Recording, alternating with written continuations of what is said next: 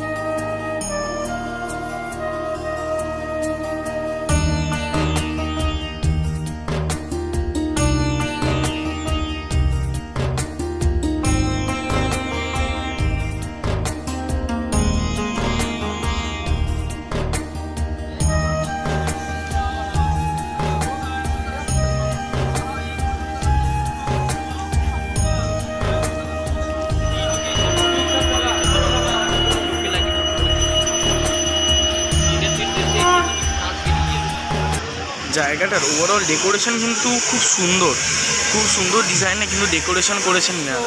সৌরভদার ব্লগে আমি অনেকবার এসেছি, সৌরভদা আমাকে অনেকবার নিজের ব্লগে নিয়েছে। আজকে আমি সৌরভদাকে নিজের ব্লগে নিচ্ছি। তো কেমন আছে সৌরভদা? বলো। ভালো আছি, যা গরম পড়েছে ভালো থাকার চেষ্টা করছি। একদম হিউমিডিটি প্রচুর, এক্ষুনি রোদের সঙ্গে ঝিরিঝিরি করে বৃষ্টি করছে। আর মধ্যে দুর্গা পুজো চলছে, বিভিন্ন রকমের প্রস্তুতি করবো, খুঁটি পুজো, তো এই নিয়েই চলছে, বেঁচে আছি আপাতত। সৌরভদা আমার থেকে কিন্তু অনেক গুণ বেশি ভালো, আমার ইন্সপিরেশন বলতে গেলে। ভালো কিছু না, সবাই ভালো, সবাই খারাপ, আর ইন্সপিরেশনের ব্যাপার নেই। আমি চেষ্টা করছি যতটা ভালো করা যায়, এই হলো না, আর কিছু না। আমার থেকে অনেক বেশি, মানে এক সপ্তাহে রেগুলার, মানে প্রত্যেক দিনই এক একটা করে ব্লগ আসবে। তো দাদার চ্যানেলের নাম বাচ্চা সৌরভ, তোমার সবাই সাবস্ক্রাইব করে দিও। আমার চ্যানেল দেখো না দেখো, দাদারটা দেখো। হ্যাঁ, এটা ভুল কথা, ওর চ্যানেলটা অবশ্যই আগে দেখবে। ওর চ্যানেলটা ভালো লাগলে সাবস্ক্রাইব করবে, এবং আমার চ্যানেলে তোমরা যখন দেখবে যদি ভালো লাগে তখনই সাবস্ক্রাইব করবে, নাহলে করবে।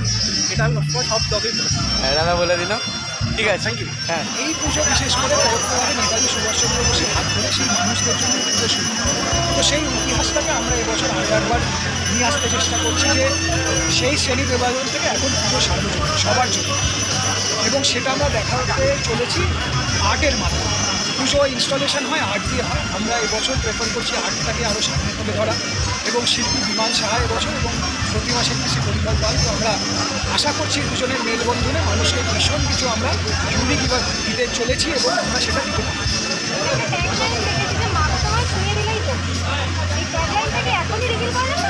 ট্যাগলাইন তো ডেফিনেটলি আমরা, যেটা আমি বললাম, যে ধরুন একজন নিচু জাতির মানুষ, সেই মানুষকে ছুটে যাওয়া, সেই অত্যাচার আজ অব্দি সিনেমা হচ্ছে। আমরা ওটিটি প্ল্যাটফর্মে বিভিন্ন সিনেমা দেখতে পাই যে একজন নিচু জাতির মানুষ একজন উঁচু জাতির কাপ ধরলে তাকে আঘাত করা হয়। তো সেরকমভাবে এখানেও সেরকমই ছিল, যে নিচু জাতির মানুষকে পুজোয় ঢুকতে দেওয়া। সেইখান থেকে আজ এই যে জার্নিটা, সেই জার্নিটাই আমরা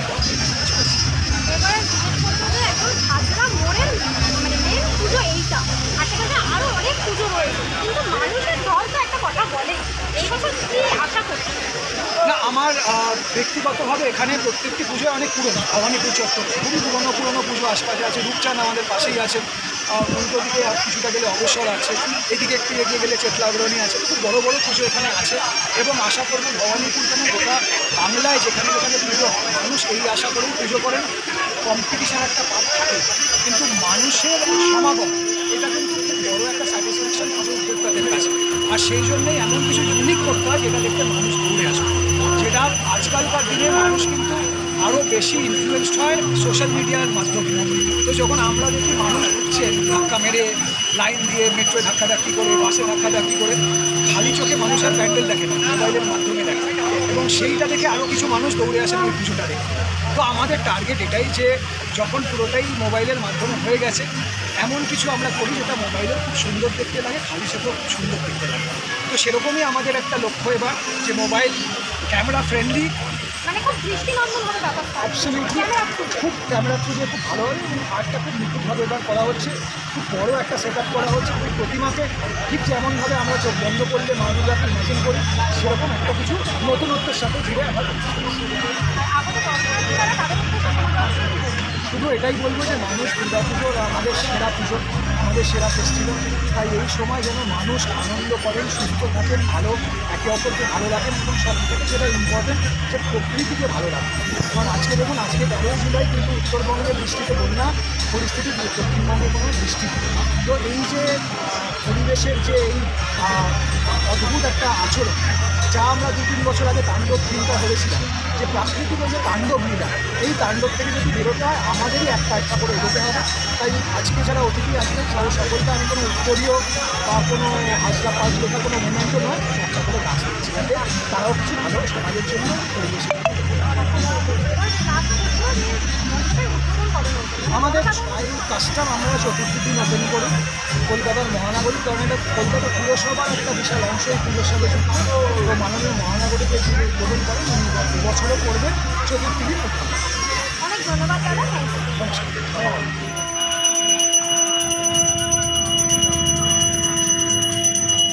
সেই হরিজন সমাজের বেশি টাইম নষ্ট না করে একদম খুঁটি পুজোর শটটা দেখাচ্ছে। এই খুঁটিটা আমার মাথার উপর থেকে গেল একেবারে।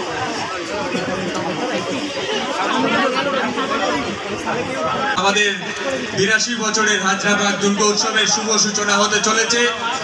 খুঁটি পুঁতছেন সায়নদেব চট্টোপাধ্যায়, শ্রীমতী ত্রিনা সাহা, শ্রী দেবাশিস কুমার মহাশয়, শ্রী রিজু দত্ত মহাশয় সহ বিশিষ্টরা।